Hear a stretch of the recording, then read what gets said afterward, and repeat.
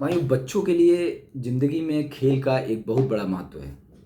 ये क्या बोलें, हर क्षेत्र में गेम का एक बहुत महत्व होता है। क्योंकि अगर गेम है तो कंसंट्रेशन है, गेम है तो स्वास्थ्य है, गेम है तो स्वस्थ शरीर है, और स्वस्थ शरीर है तो सब कुछ है, क्योंकि सब कुछ इस शरीर से ही मिलता है। तो अगर ये शरीर स्वस्थ है, ये बराबर काम कर रहा है, तो ही ये सब कुछ हमको दे सकता है।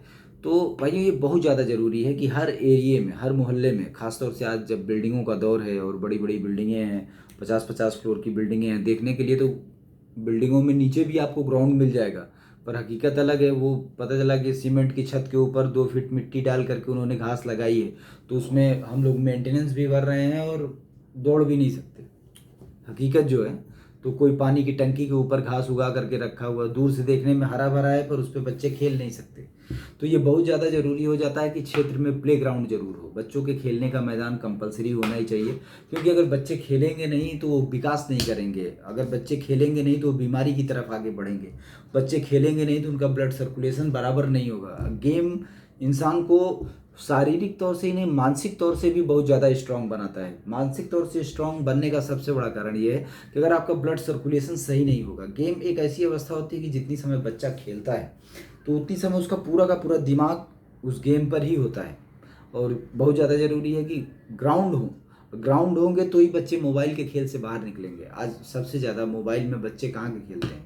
अगर हम एक सर्वे करेंगे, इस बात पे अगर सर्वे किया जाए, तो मैं अपनी तरफ से 100% कॉन्फिडेंस से ये बात बोल सकता हूँ कि जिस जगह पे प्लेग्राउंड नहीं, खेलने के मैदान नहीं है, या जो एरिया स्पोर्ट्स क्लब के चंगुल में आ गया, स्पोर्ट्स क्लब मतलब पेड स्पोर्ट्स क्लब कि 1 लाख रुपए होगा तो आप क्रिकेट खेल पाएंगे, 50,000 होगा तो आप टहल पाएंगे। अब सबकी हैसियत तो नहीं 1,50,000 रुपये दे, ऑलरेडी एजुकेशन मॉल सबको खाली करके रखा हुआ है। फिर उसके बाद महंगाई बैंड बजा रही है। कोरोना में जो लोगों की सैलरी कम हुई वो बढ़ी नहीं है, महंगाई डबल हो गई, तो सबका बैंड बजा पड़ा है ऑलरेडी, मतलब सबका हालत ख़राब है। तो इतनी समय, और सबसे बड़ी बात, जब हम टैक्स दे रहे हैं, ज़मीन हमारी है, तो फिर उसके बाद स्पोर्ट्स कॉम्प्लेक्स के नाम पे हम पैसा क्यों देंगे? अगर स्पोर्ट्स कॉम्प्लेक्स बनाना है तो गवर्नमेंट भरेगी, हमने तो टैक्स दे दिया। टैक्स दिया, ज़मीनों से ज़मीनें काटी गई, जो भी है लोडिंग काटा गया। काटने के बाद प्लेग्राउंड जो है वो बच्चों का अधिकार है, बच्चों का अधिकार ही नहीं है, ये तो रिस्पॉन्सिबिलिटी है, क्योंकि आने वाली पीढ़ियों को स्वस्थ रखना ये सबसे बड़ी जिम्मेदारी है ना। अगर आने वाली पीढ़ियाँ स्वस्थ नहीं होंगी, कंसंट्रेट नहीं होंगी, तो फिर उसके बाद देश कैसे आगे बढ़ेगा, देश ताकतवर कैसे बनेगा? तो ये बहुत ज़्यादा ज़रूरी हो जाता है। शारीरिक काम के लिए ही नहीं, सबसे ज़्यादा एजुकेशन में भी गेम का महत्व है। क्योंकि एजुकेशन हमारे दिमाग को स्ट्रांग करता है, शरीर के साथ दिमाग को स्ट्रांग करता है, कंसंट्रेट करता है।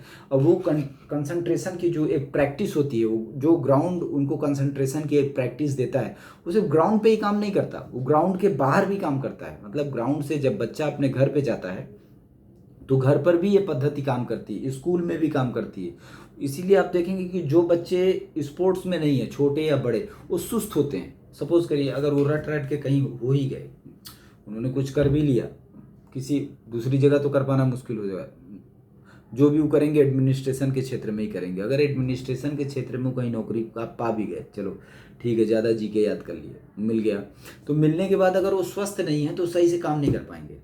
अगर वो स्वस्थ नहीं है, कंसंट्रेट नहीं है, तो चीज़ों को पकड़ नहीं पाएंगे। अगर वो स्वस्थ नहीं है, उसमें कम्युनिकेशन नहीं है। सबसे बड़ी चीज़ है कि गेम बच्चों में कम्युनिकेशन स्किल पैदा करता है। गेम बच्चों के अंदर एक दूसरे से बिहेव करना सिखाता है। गेम बच्चों में समन्वय सिखाता है। मतलब बच्चा जब खेलता है तो गेम के कुछ अपने सिद्धांत होते हैं। गेम बिना समन्वय के नहीं हो सकता, गेम बिना कंसंट्रेशन के नहीं हो सकता, गेम बिना ऊर्जा के नहीं हो सकता, कोई भी गेम बिना दिमाग और समय के माप तोल के नहीं किया जा सकता। तो इसलिए जब भी बच्चे गेम खेलते हैं, चाहे वो वॉलीबॉल खेलें, फुटबॉल खेलें, खो खो खेलें, 100 मीटर का रेस लगाएं, या कुछ भी ऐसा करके वो फिजिकल एक्टिविटी खेलते हैं, तो उसमें ये कुछ चीज़ें एकदम कंपलसरी होती हैं। सबसे पहली चीज़, गेम बच्चों के अंदर टीम वर्क के महत्व को स्थापित करता है। टीम वर्क क्या होता है ये बच्चों को समझाता है। वो टीम वर्क कैसे किया जाता है ये बच्चे सीख पाते हैं, समझ पाते हैं, वो खुद को डेवलप कर पाते हैं कि किसी भी काम को करने के लिए टीम वर्क कितना महत्वपूर्ण होता है, किस तरीके से उसको स्थापित किया जाता है, प्रैक्टिकली हम उसको कैसे कर सकते हैं। मानव व्यवहार के बारे में वो सीखते हैं। मानव व्यवहार के बारे में कैसे सीखते हैं कि वो बहुत सारे लोगों के साथ काम करते हैं, तो उनको इस चीज़ का भी एक अनुभव हो जाता है। ये तो एक नॉर्मल चीज़ें हैं, मतलब ये चीज़ तो ज़िंदगी के हर क्षेत्र में बच्चों के पास होनी ही चाहिए, जो उनको मिलती है। और किससे मिलती है? सिर्फ गेम से मिलती है। गेम ही एक ऐसा चीज़ है जहाँ बच्चे फिजिकली खेल रहे हो, मोबाइल पे ना खेल रहे हो। आजकल गेम का एक अलग मतलब है कि मोबाइल चैनल पे गेम खेल रहे हैं, मतलब मोबाइल पे ही सब कुछ खेल रहे हैं। वो क्या खेल रहे हैं? बच्चे मोबाइल नहीं खेल रहे हैं, मोबाइल बच्चों से खेल रहा है। बच्चे मोबाइल नहीं खेल रहे हैं। ये एक भ्रम है कि बच्चे मोबाइल पर खेल रहे हैं। न, बच्चे मोबाइल पर कुछ भी नहीं खेल रहे हैं, मोबाइल बच्चों के साथ खेल रहा है। इस बात को समाज समझे और इस पर चर्चा करे। चर्चा करके अपने प्रतिनिधियों को पत्र दे, सदन से डिमांड करे, जो भी एडमिनिस्ट्रेशन है उससे डिमांड करें। और प्ले ग्राउंड जरूर रखें। सबसे बड़ी चीज़, प्ले ग्राउंड हमारे समाज के अंदर अपराध को भी कम करता है। जिस जगह पर बच्चे गेम से जुड़े हुए होते हैं, अगर सर्वे करेंगे तो आप लोग पाएंगे, इस बात को देखेंगे और इस तरीके को, इसको मोटी मोटा भी देख सकते हैं कि जिस जगह पर गेम के मैदान है और बच्चे सुबह शाम खेलने के लिए जाते हैं, उस जगह पे आप बच्चों का नशा के प्रति किसी भी तरीके का धूम्रपान या मदिरापान या दूसरे आजकल तो काफ़ी शौकीन शौकीन टाइप के नशे, मतलब नशा आ गया है, कहाँ से आ रहा है पता नहीं। तो इन सब चीज़ों से बच्चे दूर रहते हैं, क्योंकि अगर वो नशा करेंगे तो गेम नहीं कर पाएंगे। गेम नहीं कर पाएंगे तो वो अपनी ही टीम के अंदर अपने को कमतर आंकेंगे। और बच्चों में एक ईगो प्रॉब्लम होता है। टीन एजर जो होते हैं वो अपने आप को सामने वाले से ज़्यादा श्रेष्ठ स्थापित करने में यकीन रखते हैं। एक एज के बाद जैसे एक लोगों के अंदर मैच्योरिटी आ जाती है, वो बड़ा है, वो छोटा है, ऐसा है वैसा है। पर टीनेजर में ऐसा नहीं होता। टीनेजर में एक टसन होता है कि मतलब अपना जो दबदबा है वो सामने वाले से ज़्यादा ही रहना चाहिए। तो गेम में भी बच्चों का वैसा ही हिसाब किताब होता है कि मतलब अगर सामने वाला ये स्पीड रखता है तो हमारी ये स्पीड होनी चाहिए। तो ये उनके अंदर पावर भी स्थापित करता है और वो चीज़ उनको नशे से दूर रखता है। वो टाइम को इस्तेमाल करना बताता है। अगर रियल होते हैं तो जितना रिलैक्स दिमाग को गेम करता है, मतलब स्पोर्ट्स से बच्चा जितना रिलैक्स महसूस करता है, उतना रिलैक्स हकीकत में किसी चीज़ से नहीं होता। जितना तेज दिमाग को गेम करता है, मतलब दिमाग में ब्लड सर्कुलेशन को गेम जितना फास्ट करता है, उतना कोई दूसरा चीज़ नहीं है। वो कहने की बात है। बाकी ये चीज़ वो चीज़ कोई दवा नहीं। अगर बच्चे गेम में जा रहे हैं, सबसे पहले तो वो बीमारी से दूर रहते हैं, उनका ब्लड सर्कुलेशन सही रहता है।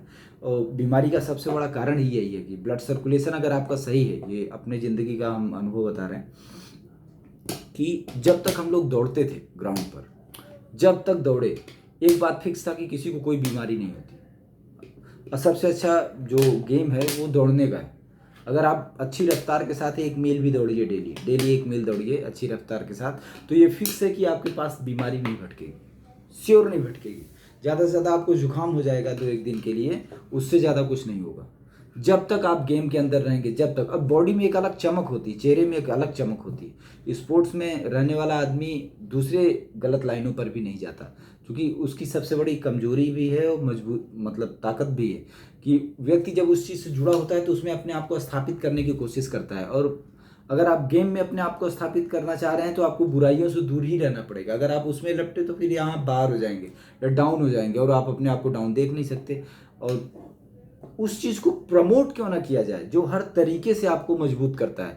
मतलब एक ऐसी चीज़ जो आपको दिमागी रिलैक्स भी दे रहा है, दिमाग को भी एक्सरसाइज करा रहा है, बॉडी को भी एक्सरसाइज करा रहा है, आपके अंदर एक सामाजिक समन्वय भी पैदा कर रहा है, आपके अंदर टीम वर्क करने की प्रैक्टिस को भी पैदा कर रहा है, और आपका मेडिसिन एक्सपेंस भी बचा रहा है। तो इस चीज़ को प्रमोट क्यों नहीं करना चाहिए, समझ में नहीं आता। ये बहुत ज़्यादा ज़रूरी है कि सारे बच्चे, देश के जितने भी बच्चे हैं, उनको गेम से जोड़ा जाए।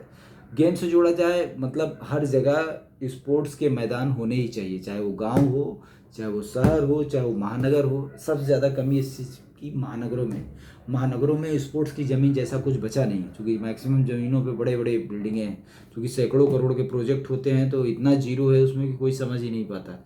हर आदमी जीरो देखता है, ये सोच ही नहीं पाता कि बच्चों पर इसका क्या असर आएगा, हमारे खुद के घर के बच्चों पर इसका क्या असर आएगा। सब कुछ करिए।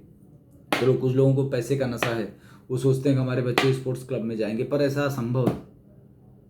मर्सिडीज से उतर के कोई क्रिकेटर बना नहीं इंडिया के अंदर, और कोई बड़ा इंटरनेशनल प्लेयर भी नहीं बना, अभी तक तो नहीं दिखा। दिख भी नहीं पाएगा, क्योंकि ये एक अजीब सी चीज़ है। मैं ऐसा कुछ बुराई नहीं कर रहा हूँ कि है या कुछ इस तरीके का बोल रहा हूँ, ऐसा नहीं है। सीन क्या है कि जब तक आप लोगों की तादाद को खड़ा नहीं करोगे, जब तक आप लोगों की तादाद को खड़ा नहीं करोगे, तब तक विशेषीकरण की स्थिति ही पैदा नहीं होगी। जनसंख्या विस्तार के साथ ही विशेषीकरण उत्पन्न होता है। जब जनसंख्या होती है तो ही विशेषीकरण आता है। सपोज करिए स्पोर्ट्स क्लब है, पैसा देने वाले कितने लोग हैं? 150 लोग हैं। अब जो बच्चे गए उसमें से 20 बच्चे आ रहे हैं, उसमें आपका बच्चा क्या खेलेगा? नहीं खेल पाएगा, क्योंकि वहाँ कुछ ऐसा विशेषीकरण जैसा है ही नहीं। नॉर्मल कुछ बच्चे आ रहे हैं, खेल रहे हैं, नहीं खेल रहे हैं, टीम पूरी हुई नहीं हुई किसी को पता नहीं। जब बच्चों को छूट होगी तो बच्चों की एक बड़ी तादाद आएगी, उसमें से खुद ब खुद कई कैटेगरी के बच्चे निकलेंगे। अच्छा, जो बच्चे तेज होते हैं उनके साथ नॉर्मल बच्चे ऑटोमेटिक तेज हो जाते हैं, क्योंकि हम लोगों का एक अनुभव रहा है कि अगर सपोज करिए आप ट्रैक पे दौड़ रहे हैं या ग्राउंड में दौड़ रहे हैं, तो जो अगर नॉर्मल बच्चे हैं आपके साथ तो आप भी नॉर्मल भागेंगे, पर अगर आपके साथ तेज चलने वाले बच्चे हैं तो आपकी चाल अपने आप बदल जाती है और आप भी रफ्तार पकड़ लेते हैं। तो ये एक नॉर्मल सी बात है स्पोर्ट्स के अंदर, ये मतलब हर जगह लागू होती है। तो ये स्पोर्ट्स कॉम्प्लेक्स में बच्चों की आबादी को कम करके बच्चों को फास्ट नहीं किया जा सकता, ये एक गलत सोच है। अगर आपको बच्चों को फास्ट करना है तो स्पोर्ट्स में आबादी को बढ़ाना पड़ेगा। जब आप आबादी को बढ़ाएंगे तो तरह तरह के बच्चे आएंगे, तरह तरह की टैक्टिक्स को इस्तेमाल करते हैं, सामाजिक समन्वय को इस्तेमाल करते हैं, बाकी चीज़ों को यूज़ करते हैं। तो जो आपके बच्चे होंगे, खुद के बच्चे होंगे या जो आपके मोहल्ले के, घर के, वो भी उसी तरीके से अपने आप को डेवलप करेंगे। बच्चे कहीं ज़्यादा बेटर डेवलप होंगे।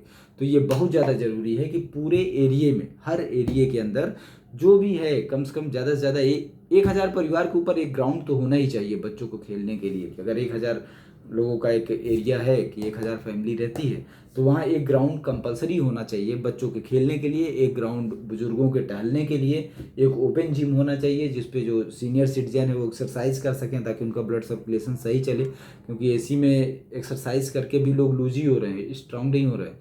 तो एक्सरसाइज हम लोगों के ज़माने में भी वही सीन था कि अखाड़ा वगैरह जो होता था वो पीपल के पेड़ के बगल में होता था, बजरंगबली के मंदिर के किनारे, या तो फिर लोग पीपल के नीचे एक्सरसाइज करते थे या तो फिर खुले आसमान के नीचे एक्सरसाइज करते थे। वो सारी चीज़ तो अब बहुत ज़्यादा पॉसिबल रही नहीं, क्योंकि अखाड़ों पर भी बिल्डिंगें बनी हुई हैं, अखाड़ा सब भी ख़त्म कर दिया गया। तो उस चीज़ को स्थापित करेंगे नहीं करेंगे पता नहीं, क्योंकि जितने बड़े में वो जगह होता है उतने में तो आजकल 300-400 करोड़ का एक प्रोजेक्ट बनता है। तो पता नहीं, शायद उन लोगों को भी अनकंफर्टेबल लगे, पर कुछ हद तक इतना तो कर ही सकते हैं कि एक स्पोर्ट्स की जो ज़मीन है वो तो ये तो बच्चों का अधिकार है। मतलब जब बच्चे नहीं होंगे, बच्चों का स्वस्थ जीवन नहीं होगा, स्वस्थ अपनी आने वाली पीढ़ी नहीं होगी, तो फिर सब कुछ रह के ही क्या करेगा? संपत्ति का इस्तेमाल भी आप तभी कर सकते हैं जब आपका स्वास्थ्य सही हो। अगर आपके पास स्वास्थ्य ही नहीं तो आपके लिए सब कुछ जीरो है, कुछ मायने नहीं रखता। सब कुछ आपके पास है, अगर आप खा नहीं सकते, अगर सब कुछ है उसको आप भोग नहीं सकते, सब कुछ है उसका आप इस्तेमाल नहीं कर सकते, तो किसी भी चीज़ का कोई वजूद नहीं है आपके लिए। वो सब कुछ आपके लिए जीरो है। वो बाहर वाले के कैलकुलेशन में रहेगा कि ये है वो है, कुछ नहीं है आपके लिए।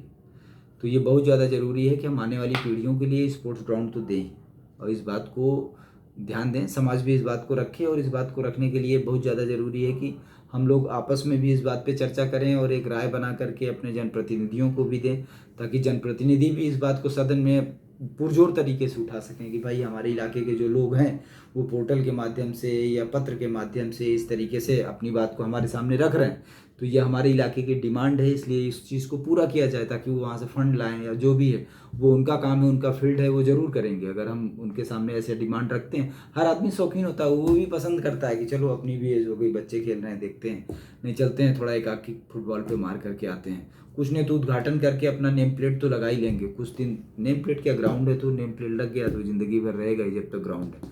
तो इस पर काम करना बहुत ज़्यादा ज़रूरी है। और स्पोर्ट्स का ग्राउंड मेरे हिसाब से तो मतलब ये एक मौलिक अधिकार भी है बच्चों का, मतलब ये बच्चे को चाहिए ही चाहिए।